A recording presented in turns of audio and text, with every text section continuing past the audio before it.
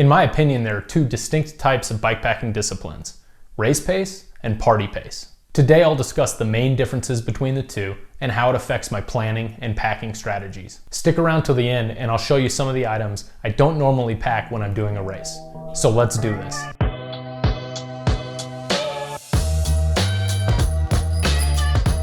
Hey guys, it's Dylan with the Seasoned Bikepacker, where I share unbiased reviews, tips, tricks, and general information about bikepacking gear, routes, and strategies. Remember to hit that like and subscribe button so I can keep delivering content like this to you. So what are the main differences between race pace and party pace? Well, simply put, race pace is a competition. Your goal is to finish the course in the least amount of time, do it faster than the other competitors, and possibly set a fastest known time.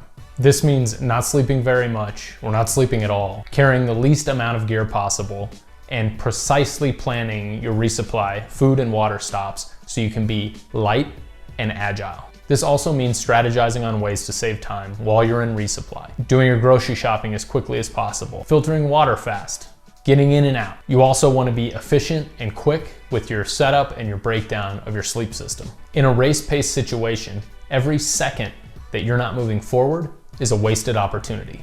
In one of my last videos, I shared with you my gear packing list and strategies for my version of a race pace. I'll put the link to that video here and in the description below. Now, I have seen a lot of new style races pop up, like Pinions and Pines and the Utah Mixed Epic, where the race directors change the course every year. I do appreciate this, but I also can't prepare that well for it. But I think it's really great and it really adds to the challenge and it puts everybody on a nice even playing field before the race starts.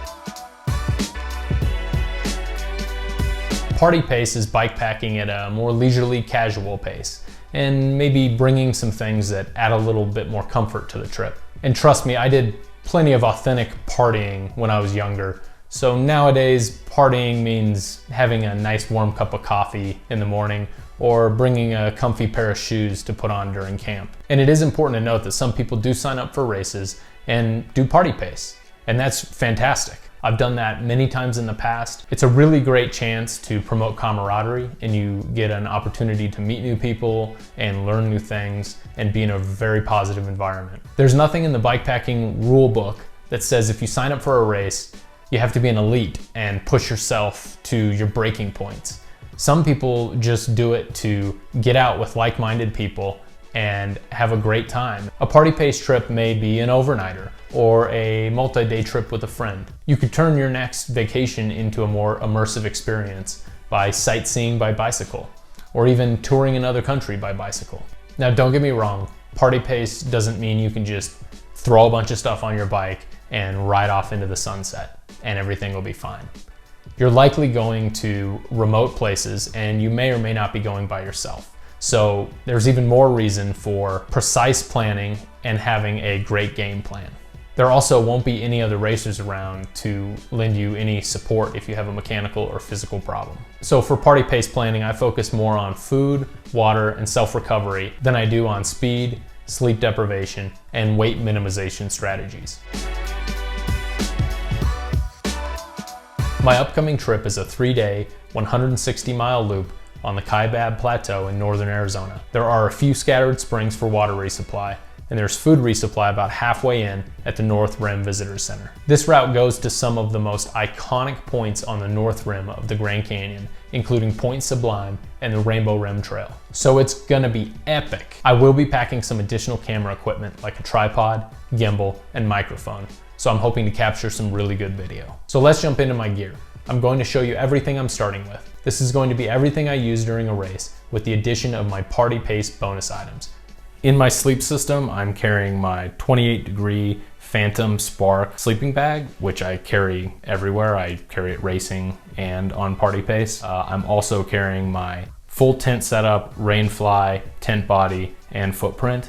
Normally in a race situation, I might just bring the Fastfly setup, which eliminates the tent body so that you can just run the fly and the footprint. I'm also carrying a pillow and a Thermarest sleeping pad, which I always carry Here are the items I'm carrying in my front pouch that is sitting in the very front of my bike in front of my harness. I would normally carry all of these items except for the spoon. Things like rubber bands, zip ties, and nitrile gloves are very light and easy to carry and come in very handy. Zip ties will save your butt one day, and the nitrile gloves are really great as liners underneath your regular gloves if things get wet and cold. Normally in my feed bags, I carry easy to access food like gummy bears or nuts or something like that. But on this trip, I'm gonna pack a couple of extra dehydrated meals, one dinner and one breakfast. And I also carry my knife for easy access. And here's what I'm carrying in my Jpaks Footlong. It's mostly easy to access, calorie dense food. I do also carry my Squirrel's nut butter as well as my bike chain lube and rag, so I have easy access to those items as well. These are the items I'm carrying in my main frame bag, and they're all specific to party pace. These are not things I would carry in a race situation. I have my comfy shoes, my coffee, my cook setup, and my dehydrated meals. And here are the items I'm going to be carrying in my non-drive side pocket of my frame bag. Generally, they are 3 categories: tools, personal items, and batteries. All kind of small little items that fit in the side pockets. The only thing that I'm really bringing extra here that I wouldn't bring in a race situation is the extra bottle of tire sealant. This is a pretty remote ride, so I just want to have a little bit of extra sealant just in case I need to fill up a tire. I'm not running a seat bag, so I have a seat wrap that has the second half of my tools. I have my Tubolito tube. I have my CO2 and inflator, patch kit for the Tubolito, and the bacon strip plug kit. I'll be carrying most of my lightweight, bulky items in my Gregory Drift mountain biking specific backpack. Because I'll be carrying 3 liters of water in the backpack, I wanted to keep the other items as light as possible to keep the weight down. I'll also be carrying my tent poles. They're in the backpack in the blue pouch, as well as the empty smart water bottle on the back to use for my water filtration system. As usual, I'll be running my Phoenix tactical flashlight with a 2-fish mount on top of my helmet, my multi-purpose buff, and my Gooder sunglasses. Some may think that party pace is a little bit more fun than race pace, but I think that the word fun is in the eye of the beholder. And I find it refreshing to rotate back and forth between race pace and party pace trips. I really appreciate the comfy shoes and hot drinks when I'm on a leisurely trip, and I definitely appreciate the weight savings on a race when I'm pushing deep into day 2. Well, that's it for today. As always, I hope this is helpful, and thanks for watching. And remember, plan, pack, and pedal.